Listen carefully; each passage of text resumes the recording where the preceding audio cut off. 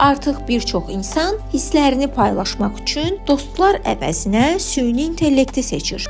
Onlar chatbotlarla yazılı və ya səsli şəkildə ünsiyyət quraraq bu sistemləri sadəcə alət deyil, dost kimi qəbul edirlər. Ekspertlər isə bildirir ki, bu tendensiya insanların real emosional münasibətlərinə ciddi təsir edə bilər. 2025-ci ildə aparılan araşdırmalar göstərir ki, istifadəçilərin təxminən 40%-i artıq süni intellektlə emosional əlaqə qurduğunu etiraf edir. Stanford Universitetinin son hesabatlarında qeyd olunur ki, gənclər və yeniyetmələr üçün bu chatbotlar emosional asılılıq riski yaradır. Çünki onlar insan reaksiyası ilə proqramlaşdırılmış cavab arasındakı fərqi anlamırlar. İnsanların süni dostlara bağlanmasını psixoloqlar emosional transfer adlandırır. İnsan beyninin təbiəti belədir. Qarşısında anlayan, dinləyən bir varlıq varsa, fərq etməz, insan və ya proqram, biz onunla bağ qururuq. Amma bu ideal dostun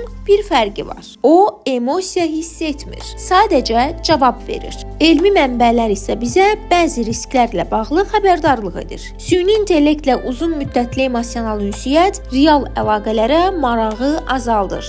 Cambridge Universitetinin son illərdə apardığı araşdırmalara görə chatbotlar empatiya boşluğu yaradır. Yəni onlar insan duyğusunun dərinliyini təqlid edir, amma yaşamır. Nəticədə insanlar getdikcə daha az bir-birinə müraciət edir, real empatiya və münasibətlər zəifləyir. Virtual anlayış gerçək anlayışı əvəzləyir. Süni intellekt səni başa düşürmüş kimi görünə bilər. Lakin o, ağrını, sevincini hiss etmir. O, sadəcə alqoritmlərlə yaradılmış anlayış simulyasiyasıdır. Əgər insanın ən böyük ehtiyacı başa düşülməkdirsə, onda sual yaranır. Biz artıq başa düşülmək istəyirik, yoxsa sadəcə cavab almaq? Bəli, texnologiya bizim həyatımızın bir hissəsidir. O, bizə kömək edə, bizi başa düşürmüş kimi davrana bilər. Amma əlbəttə ki, heç bir chatbot insanın baxışından duyğusunu anlaya, sükutu ilə hissini paylaşa bilməz.